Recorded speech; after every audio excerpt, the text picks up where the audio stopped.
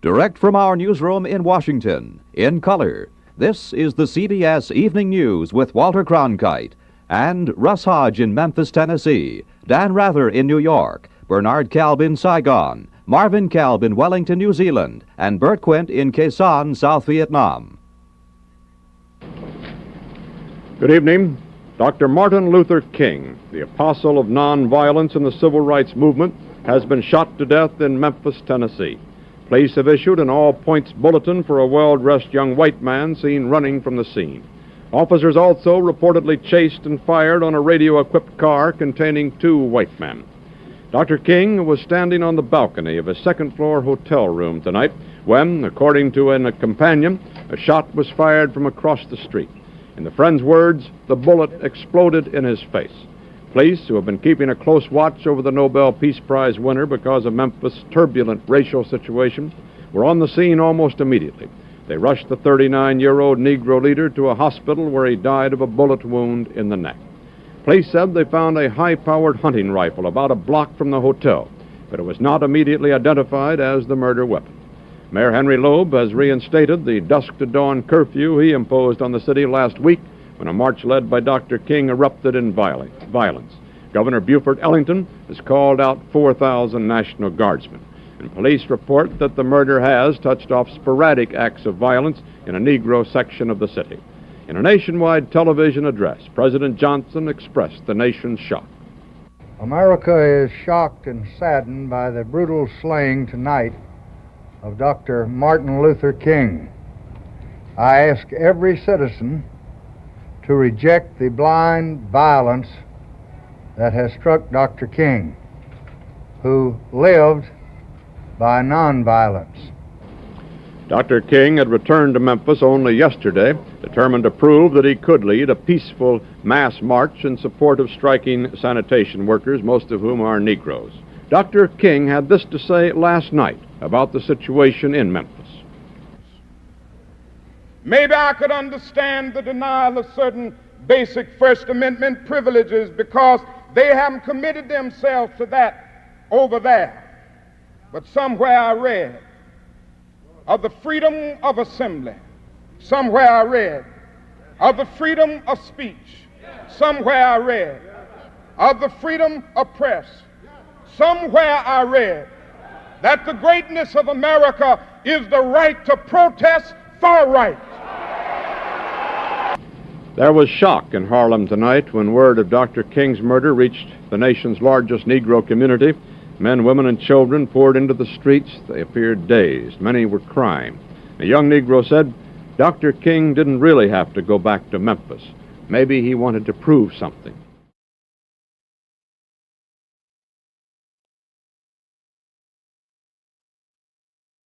I'm Jesse Jackson Jr. Welcome forward to the Jesse Jackson Jr. Show.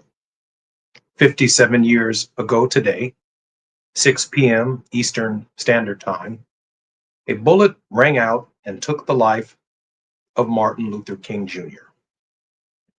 In the annals of American history, maybe in the annals of human history, not since the birth of and crucifixion of Jesus of Nazareth, has a moment in time so divided life before Dr. King, life after Dr. King. Life before Jesus of Nazareth, the love ethic, mercy, grace, redemption, and forgiveness. Life after the mortal life of Jesus of Nazareth. Dr. King's life was such an event. In this hour, we are going to explore some of the psychological ramifications and consequences of this assassination, as the nation once again reflects upon the 57th anniversary of the assassination of Martin Luther King Jr. What his life meant, what his ministry meant, the circumstances surrounding his tragic assassination, including the context At the hour of his assassination, Martin Luther King Jr. was an extremely unpopular man, an unpopular leader. The Baptist Convention, for which he had been a member, was divided over his position in Vietnam. But not just that. There were also jealous preachers, preachers who had not attained what Dr. King had attained in just 39 years of his life. A Nobel Peace Prize, successful, nonviolent, peaceful engagement campaigns, the attentions of the presidents of the United States, the attention of the Congress of the United States, the attention of the world. Martin Luther King Jr., the apostle of nonviolence, was assassinated 57 years ago today, on April 4th, 1968. When we come forward on the Jesse Jackson Jr. Show, we will discuss these issues, some of them, those that we understand. I was born on March 11th, 1968. Dr. King was 3 years old when I was assassinated. But his life, his death, and his ministry dominate the nation and the world's present considerations. I'm Jesse Jackson Jr. When we come forward, more on the assassination of Martin Luther King Jr. KBLA Talk 1580 is an intervention. When we come forward, includes you. KBLA Talk 1580, turning pain into power. Before the fire, Altadena was a real-life Wakanda. A thriving black oasis just 15 miles from downtown Los Angeles. 80% black residents were homeowners, building intergenerational wealth against the odds. It was a hub of black-owned businesses, churches, and cultural institutions. It stood as a symbol of black resilience and economic independence. Then, in a matter of hours, it was gone. The fire tore through homes, swallowed businesses, and left behind a painful void. But was it just an unstoppable act of nature, or was negligence involved? Did officials ignore early warning signs? Were the response efforts delayed or insufficient? What role, if any, did corporate or government failures play? Survivors are demanding answers. Don't miss our KBLA Talk 1580 Town Hall. The Eden Altadena Fire, 100 days and counting, on Wednesday, April 16th, 4 to 6 p.m. at the Robinson Park Recreation Center, 1081 North Fair Oaks in Pasadena. Join Dominic DePrima, Nee Cordelai Corte, James Farr, Tavis Smiley, and a panel of survivors, community leaders, and experts as we commemorate day 100 since the wildfires flared up. And we discuss where we go from here. It's KBLA's Eden Altadena Fire, 100 days and counting Town Hall, Wednesday, April 16th, 4 to 6 p.m. at the Robinson Park Recreation Center in Pasadena. Light refreshments to follow. Admission is free, but sign-up is required at our KBLA1580.com website. The first 100 attendees will receive a complimentary air purifier. This is a community call to action, brought to you by KBLA Talk 1580 and Quinn Emanuel Trial Lawyers. At KBLA Talk 1580, we've got your black. Heard any other talk radio lately that sounds anything like this? Didn't think so. You're listening to Unapologetically Progressive KBLA Talk 1580.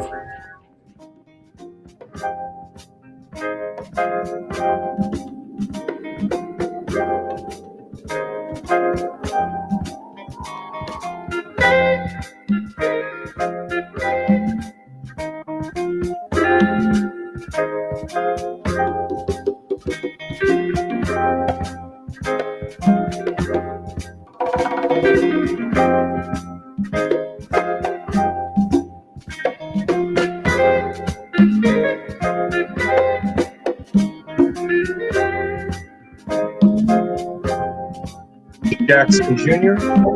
Welcome forward to the Jesse Jackson Jr. Show. It's difficult even in this moment to refer to our reflections upon the life and the tragic assassination of Martin Luther King Jr. as a show. It's a divine event, an ecclesiastical event.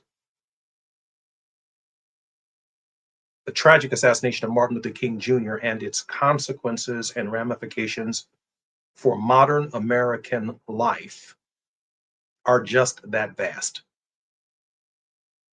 The ministry of Jesus of Nazareth, from age 30 to 33, essentially constitutes most of what we find in the Gospels: Matthew, Mark, Luke, and John, a 3-year ministry. Martin Luther King Jr. came to national prominence at age 26, and by age 39, he was gone. We are still excavating scholarship, thoughts, actions, deeds, the infinite nature of the principles that he attempted to apply to our democratic society and republic. As Jesse Jackson's son, I had the great privilege of knowing Dwayne Kiles, good friend, Trishina Kiles, Duana Kiles, and Devin Kiles. We now turn to his eyewitness account of what happened on that tragic day.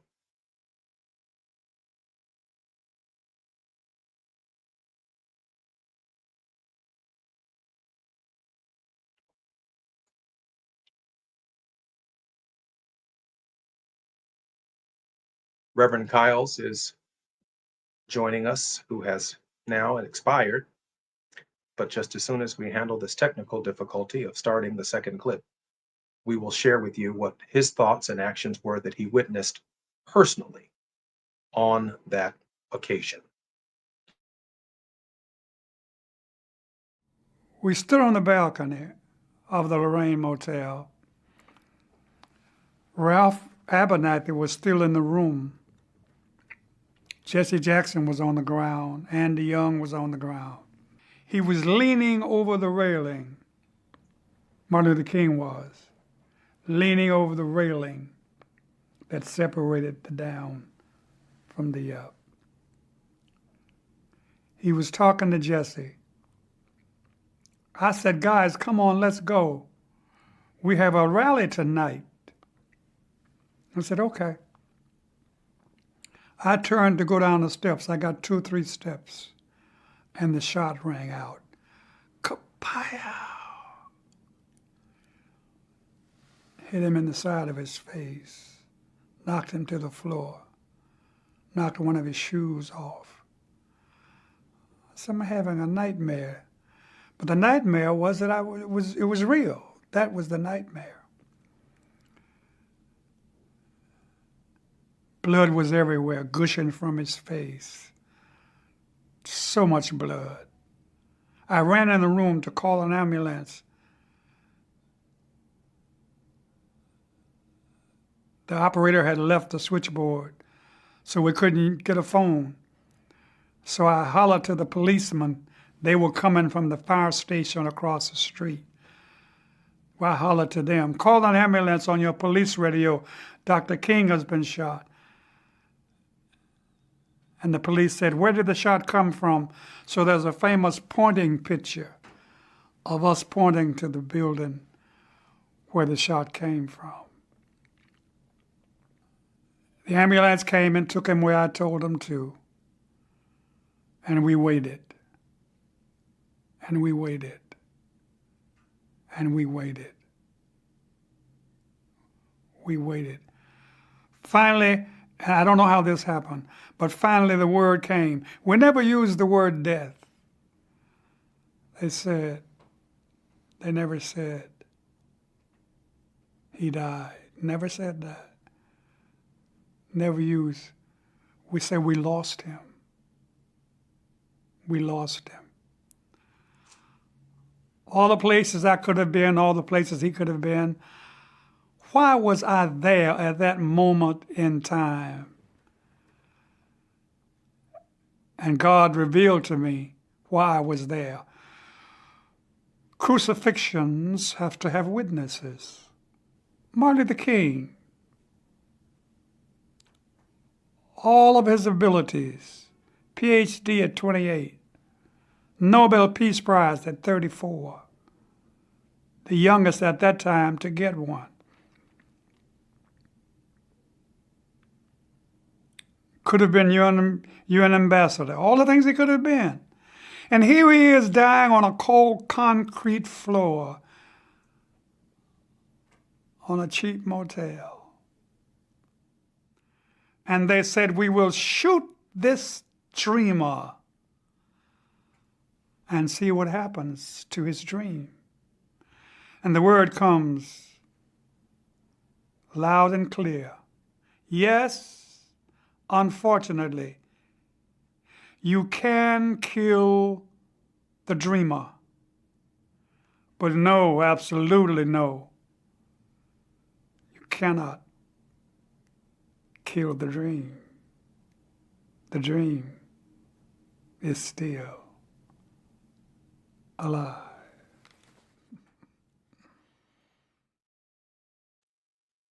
That was the late Reverend Samuel Billy Kiles, close family friend, founding board member of Operation Push, Operation Breadbasket, pastor of a church in Memphis, Tennessee, whose own robe is hanging in the National Civil Rights Museum in Greensboro, North Carolina, the robe that he preached in every Sunday since the assassination of Martin Luther King Jr.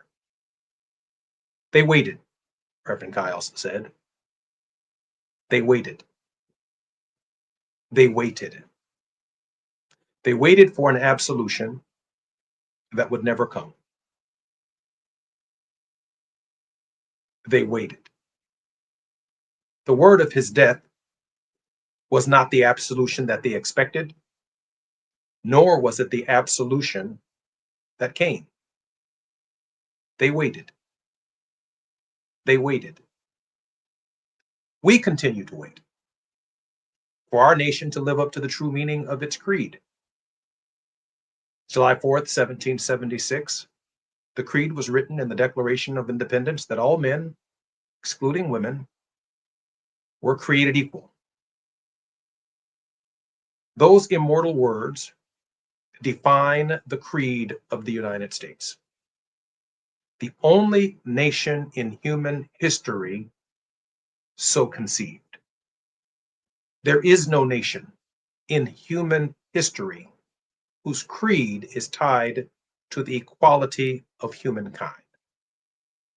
The American experiment is that experiment. With all of its shortcomings, with all of its deep and very tragic and very painful exclusionary history, America still remains the best possible experiment for achieving something extraordinary in human history. The brotherhood, the sisterhood of humankind. And so they waited.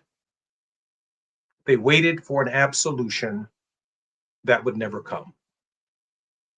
Certainly, the daybreak, the daylight associated with Brown versus the Board of Education was part of what they had waited for. It brought Dr. Martin Luther King Jr. to prominence. The death of Emmett Till. Rosa Parks, when she sat down in 1956, just 2 years after Brown versus the Board of Education, when she was asked the question, why did you take your seat? She said, I could not get the image of Emmett Till out of my mind. It would be a 26-year-old student. I believe he had a broom in his hand when the meeting was taking place in the basement of a church in Montgomery, Alabama. And they said, that guy right there, that young man, he could lead us. He was just sweeping, I understood, mopping the floor, listening to other clergymen and other deacons within the church discuss what had happened to Rosa Parks.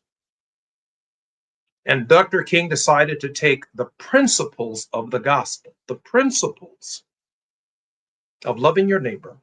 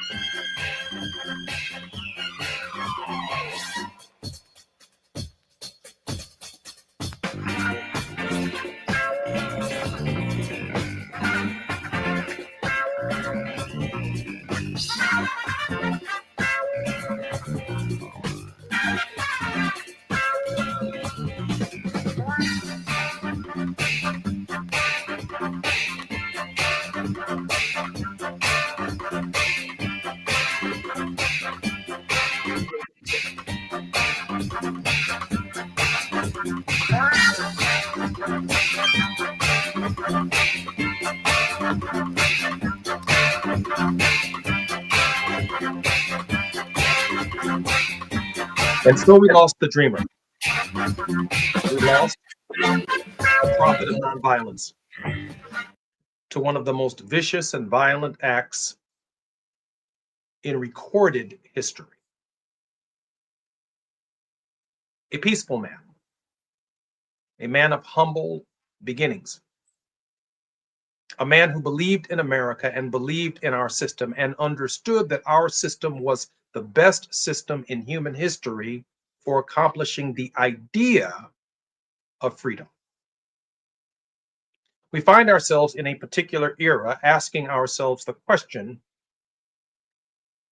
what would Martin Luther King Jr. do today? What would be his response to the role of the federal government within the states in ensuring the protection of the freedmen, the same federal government that was responsible for keeping the federal troops in the South during first Reconstruction until such time as the Tilden and Hayes Compromise not only withdrew federal troops, but withdrew federal protection from the newly freed slaves, thus unleashing waves of discontent and unhappiness and violence through the Night Riders, the Ku Klux Klan, against people of color, but specifically the newly freed slaves. At the end of Reconstruction, Tilden and Hayes Compromise of 1876, 1877, and then the Jim Crow period, beginning with the Plessy versus Ferguson decision from 1896, the separate and unequal doctrine, and the very violent period where Democrats and Republicans alternated between themselves on the question, W.E.B. Du Bois said, of the Negro. What to do with and about the Negro. And then Brown versus the Board of Education, a new interpretation of the 14th Amendment, overturning the Plessy versus Ferguson decision, lays the foundation for the modern civil rights movement. At this hour, here at the National Action Network Conference in New York at the Sheraton Hotel, we are watching our leaders debate back.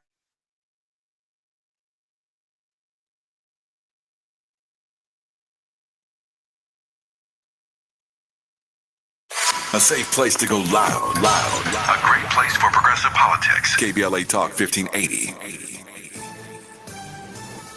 I'm Amber Payton with 4 Things You Should Know with BIN News. Former Black Atlanta Mayor Keisha Lance Bottom says she's preparing to run for governor, aiming to challenge President Trump's agenda.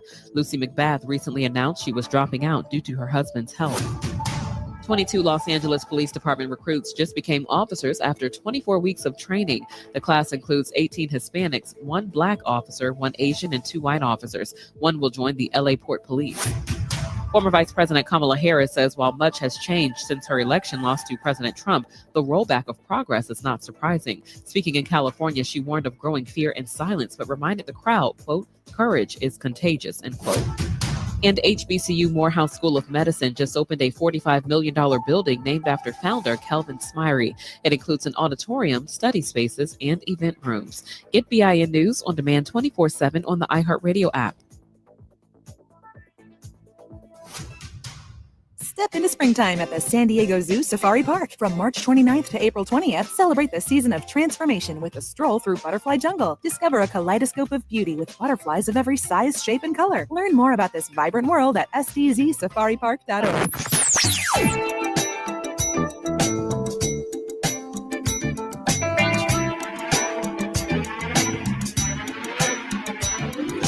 This is GBLA Talk 1580. Talk radio. That's music to your ears.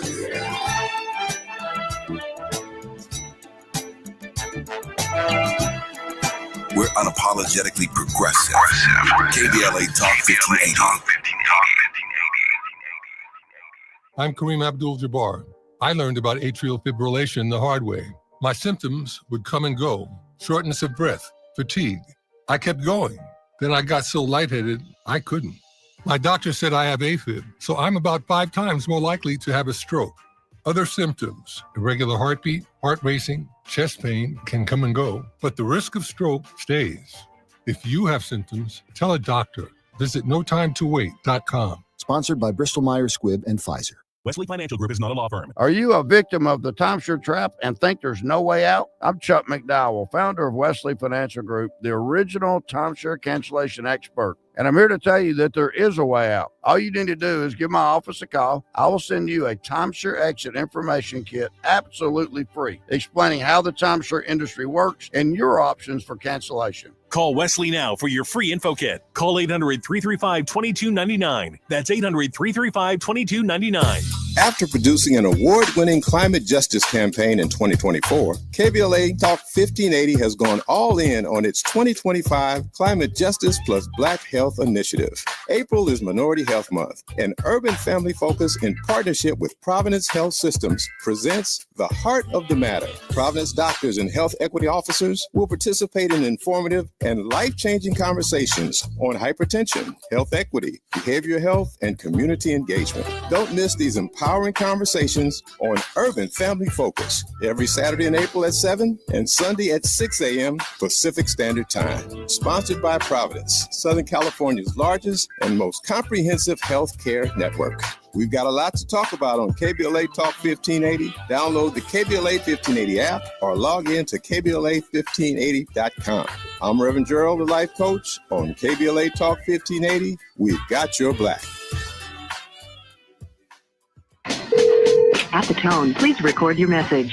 You ready? Drop it! Mr. Tavis Smiley, preach it. Thank you, man. Politics in this country is crazy. You put things in perspective that even I didn't. The right is playing fast and loose with facts and scapegoating everyone under the sun, especially black and brown people. As a white man, I do not agree with this, and I am on my black and brown brothers and sisters' side. Fight the good fight. You know that I am part of the resistance. Let's fight the power. Our freedom of speech is freedom of death. We got to fight the powers that be. KBLA Talk 1580. We've got your black.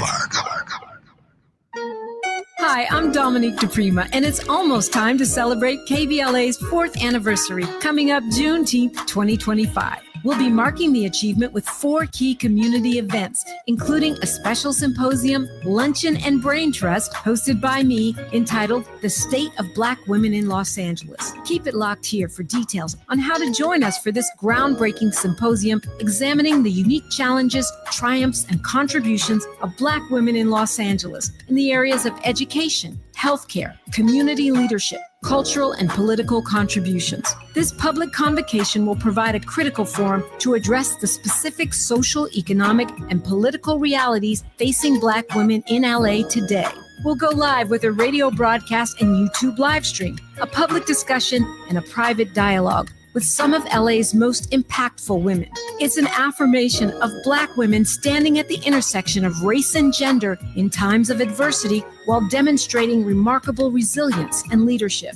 We will listen and we will speak out and be heard, all in service of finding opportunities and solutions. Please plan to join us in celebrating our 4th anniversary by amplifying the voices of Black women. For more on our symposium and 4 events celebrating 4 years on the air, simply stay tuned or keep an eye on KBLA1580.com and help make this Juneteenth more jubilant with all of us at KBLA Talk 1580.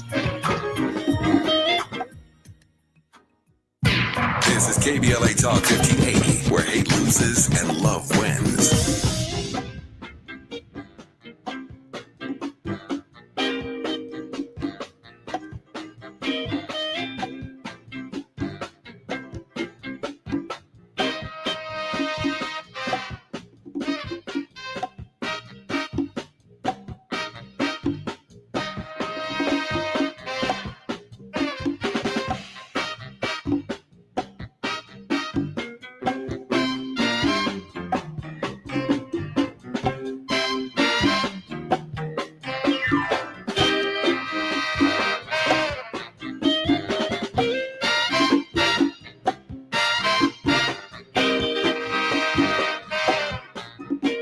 I'm Jesse Jackson Jr. Welcome forward to the Jesse Jackson Jr. show on this, the 57th anniversary of the assassination of Martin Luther King Jr. I want to apologize at the outset for some of the technical difficulties. In the modern era, they happen. But the team that works behind the scenes to make this show possible doubled down in their efforts. And I want to thank Gina Towns. I want to thank you, Taz. I want to thank Miles Lowe for getting us back up and running as best you possibly could. The seriousness of the occasion cannot be understated. Just 24 hours before the assassination of Martin Luther King Jr., he delivered an extraordinary speech about having been on the mountaintop. He had lived and experienced the valley views of our lives, of the nation's life. He talked about capitalism, militarism, racism as being factors in the difficult days that were ahead. I'm hoping my production team is ready. I'd like them to share with us some of Dr. King's final words in his final speech.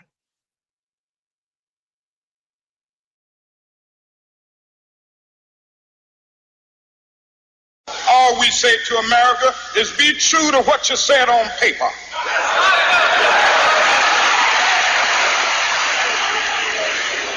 If I lived in China or even Russia or any totalitarian country, maybe I could understand some of these illegal injunctions. Maybe I could understand the denial of certain basic First Amendment privileges because they haven't committed themselves to that over there. But somewhere I read of the freedom of assembly. Somewhere I read of the freedom of speech. Somewhere I read of the freedom of press.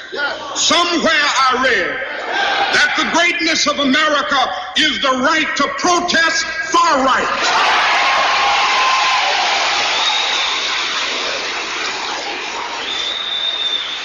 And so just as I say we aren't going to let any dogs or water hoses turn us around, we aren't going to let any injunction turn us around.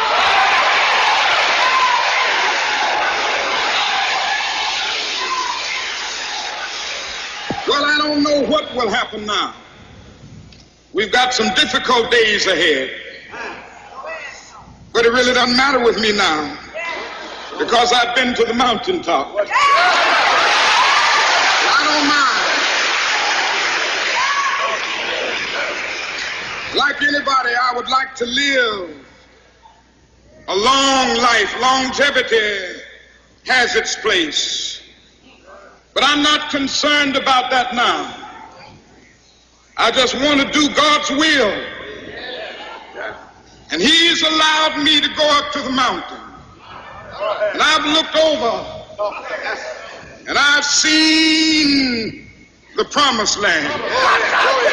I may not get there with you, but I want you to know tonight that we as a people will get to the promised land.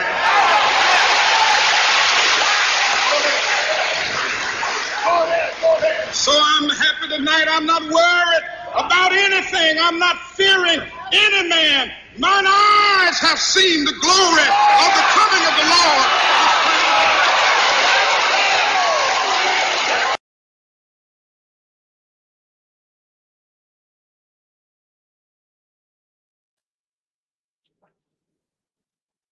Ambassador Andrew Young once shared with me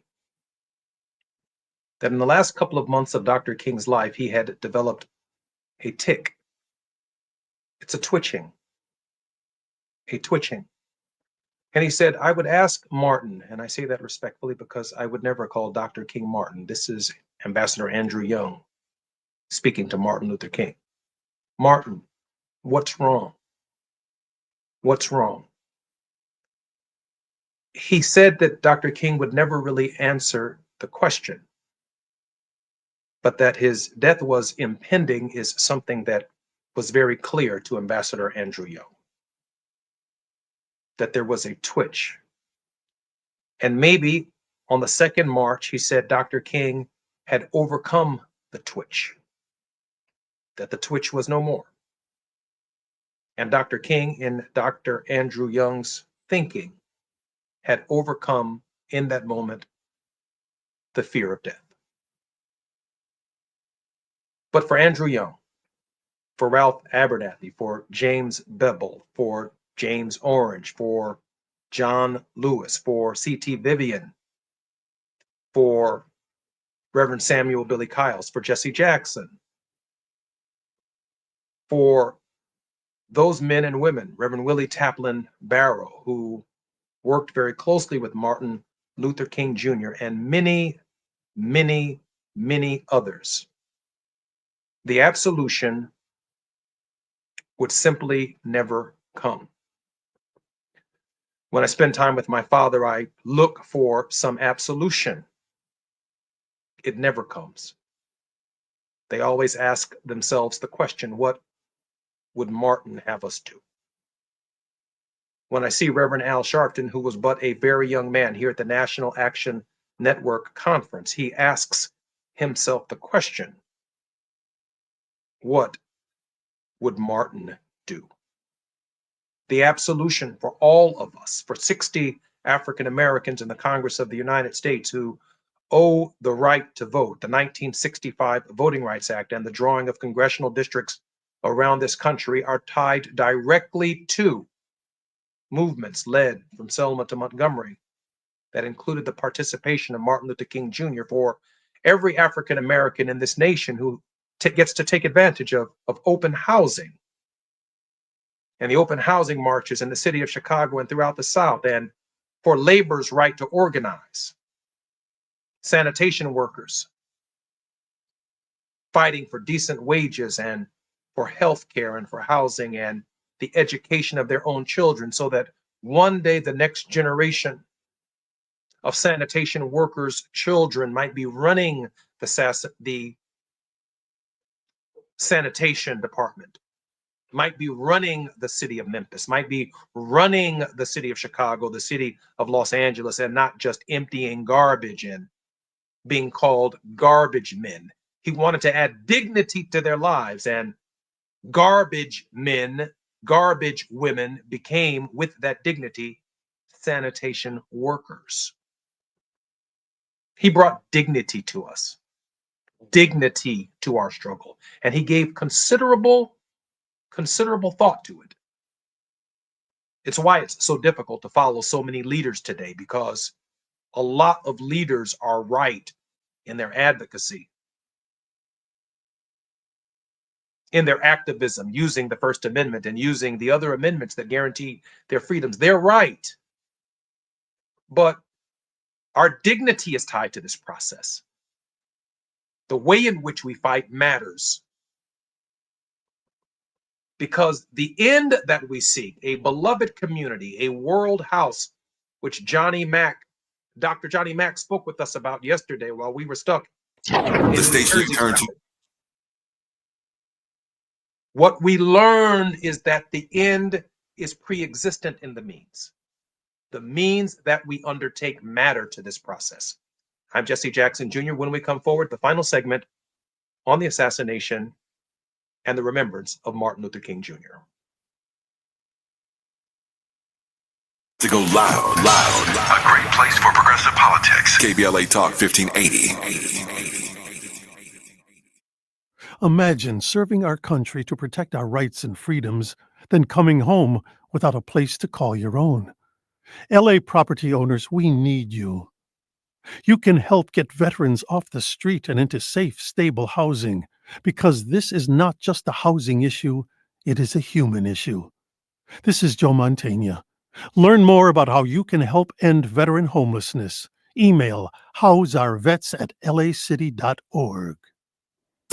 After producing an award-winning climate justice campaign in 2024, KBLA Talk 1580 has gone all in on its 2025 Climate Justice plus Black Health Initiative. April is Minority Health Month, and Urban Family Focus, in partnership with Providence Health Systems, presents The Heart of the Matter. Providence doctors and health equity officers will participate in informative and life-changing conversations on hypertension, health equity, behavioral health, and community engagement. Don't miss these empowering empowering conversations on Urban Family Focus every Saturday in April at 7 and Sunday at 6 a.m. Pacific Standard Time. Sponsored by Providence, Southern California's largest and most comprehensive health care network. We've got a lot to talk about on KBLA Talk 1580. Download the KBLA 1580 app or log in to KBLA1580.com. I'm Reverend Gerald, the life coach. On KBLA Talk 1580, we've got your black.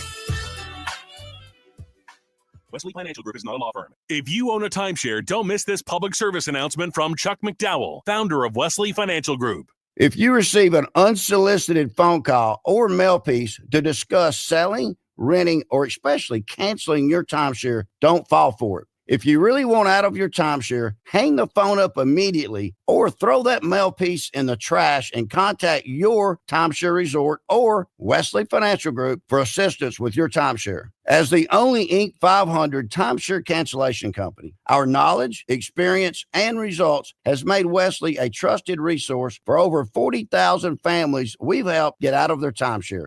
Give us a call and I'll send you our timeshare exit information kit free with the straight facts about your timeshare and all of your options for cancellation. Call for your free info kit, 800-511-2112. That's 800-511-2112. 800-511-2112. KBLA Talk 1580. We've got a lot to talk about. Imagine a Los Angeles where everyone can thrive, where communities have access to the resources they need to succeed. That's the vision of Detours Mentoring Group, Inc.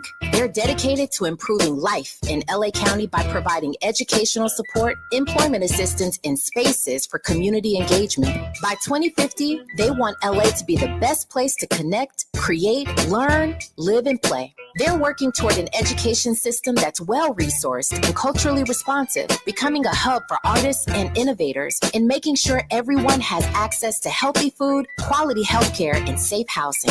It's about building a future where we all have the chance to succeed. We invite you to learn more about their mission and get involved with Detours Mentoring Group, Inc. This is a community call to action from KBLA Talk 1580. The revolution will not be televised. What's up? It is Killer Mike, also known as Michael Render, and I'm encouraging you to listen to more, not less, of Truth Time with Dr. Cornel West and Senator Nina Turner on KBLA Talk 1580.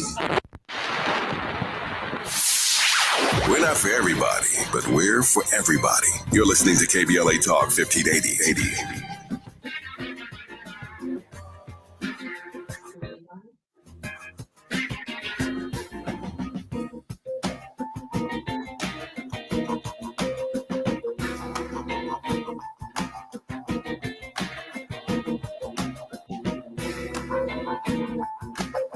I'm Jesse Jackson Jr. Welcome forward to the Jesse Jackson Jr. Show in our final segment on the historic nature of this 57th anniversary of the assassination of Martin Luther King Jr. The oft-quoted I Have a Dream speech, where they talk about the idea of a common unity of community. One of the least quoted parts of the speech is this: we must forever conduct our struggle on the high plane of dignity and discipline. That's the part that we tend to miss. We'll fall for almost any leader leading us somewhere, but if they're not on the high plane of dignity and discipline, I would argue they're not worth following. We must not allow our creative protest to degenerate into physical violence. We simply cannot win a physical violence contest. Dr. King concluded and had our safety on his minds when he said that. Again and again, again and again, again and again, again and again, we must rise to the majestic heights of meeting physical force with soul force. How oft shall I forgive my neighbor? Until 7 times? No, not until 70 times 7. Dr. King says to forgive someone 490 times is to forgive someone so much that it becomes part of the very structure of your being. to reach down in yourself and just see forgiveness and love and the human worth and the human value of someone in a red county and in a red state. Because in the final analysis, we're all in this together. Some of us are looking at our neighbors and saying, too bad they voted for Trump. They're getting exactly what they deserve. Well, we are all getting what we don't deserve. That's counterintuitive thinking. That's why on this show, we don't say when we come back from the break, we say when we come forward. We're forcing you to think counterintuitively, outside of the box. He said, there is a marvelous new militancy which has engulfed the Negro community. The Negro community must not lead us to distrust all white people. For many of our white brothers, as evidenced by their presence here today, in state capitals today, marching today, coming together today, have come to realize that their destiny is tied up with our destiny. My father called it the Al Jolson syndrome. If they can paint a problem black, if they can paint that everything wrong with the federal government is tied to diversity, equity, and inclusion, they can paint the face of our common unity black. They can slap it around, laugh at it, make fun of it, but in the final analysis, Al Jolson has to retire backstage and wash his face, and right behind that face is a white man who the vaudevillian crowd was throwing things at, making fun of Negroes, but he was making fun of a white man. They were making fun of themselves. It's sad, not funny.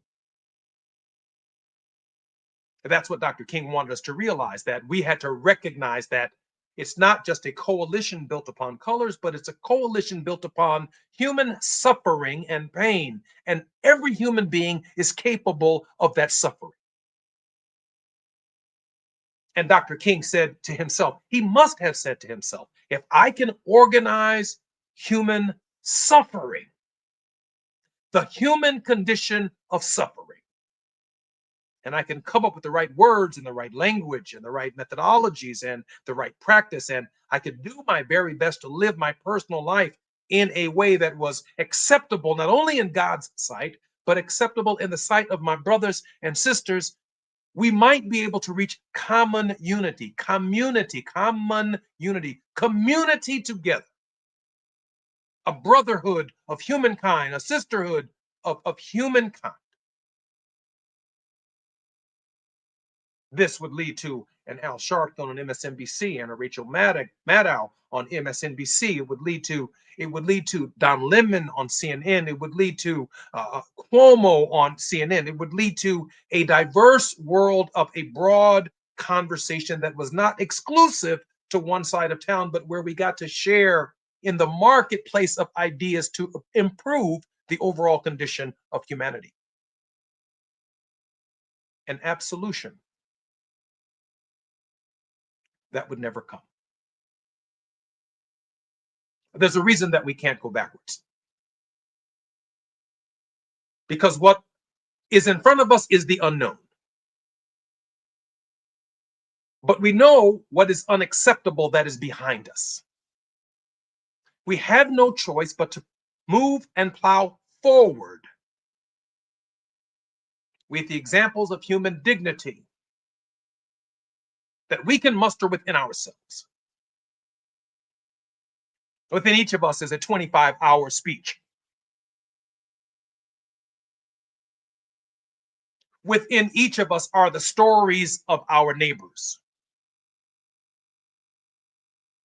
Within each of us is the sense of empathy and compassion necessary to make a difference for people who are less fortunate than ourselves, that they may choose and have the opportunity, if given the choice, in our freedom system. to accomplish the kind of dignity that is worthy of human life, that their labor equals a thriving labor that allows them to achieve what some people seemingly achieve within minutes, but might take for the average American a lifetime. And then the expectation that they will rely upon, or that Social Security might be there, or that if they're indigent, Medicaid might be there, or if they're poor, Medicare might be there for them. You see, these programs are part of the social fabric of the United States because it keeps us all together. An absolution that, in a real sense, never comes. And the fact that we have to discuss it every year, that it's only an expectation and not a reality. The fact that we're still breaking records. Senator Booker, a magnificent oration for 25 hours, overcoming the longest speech on the floor of the Senate of the United States. It ought to be a requirement for every African American who gets elected to the Senate to give a speech for 24 hours to push Strom Thurmond's speech out of the top 10. He ain't got nothing else to do. You're in the minority. Oh, I'd leave Cory Booker out there at 25 hours and X number of minutes as the standard, but boy, I would come right there to Strom Thurmond and jump over him just to make him the third speaker in history.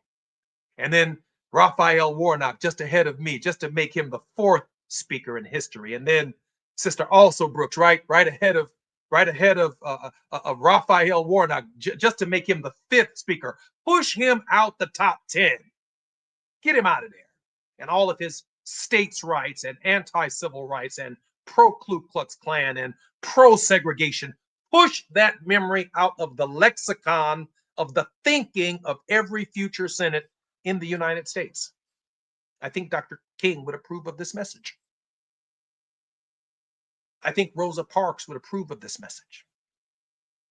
I think Ralph Abernathy and Andrew Young and Jesse Jackson and the late James Bevel and the late James Orange and James Meredith and Jimmy Lee Jackson and Emmett Till, I think they would approve of this message because there's an absolution for them that must come, that we must expect of ourselves and our actions in the present. I'm in New York at the National Action Network Conference under the leadership of Reverend Al Sharpton, meeting with attorneys generals from across the nation who are using states' rights to fight the unconstitutional federal overreach of Donald Trump. Where are the other state attorney generals in this mix? Why are they not here joining their colleagues? Why are only a few states leading the charge against that federalism?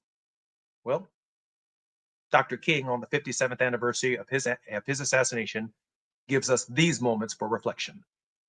We love you, Dr. King. We miss you, and we miss your leadership. I'm Jesse Jackson Jr. You've been listening to The Jesse Jackson Jr. Show. KBLA 1580 Santa Monica.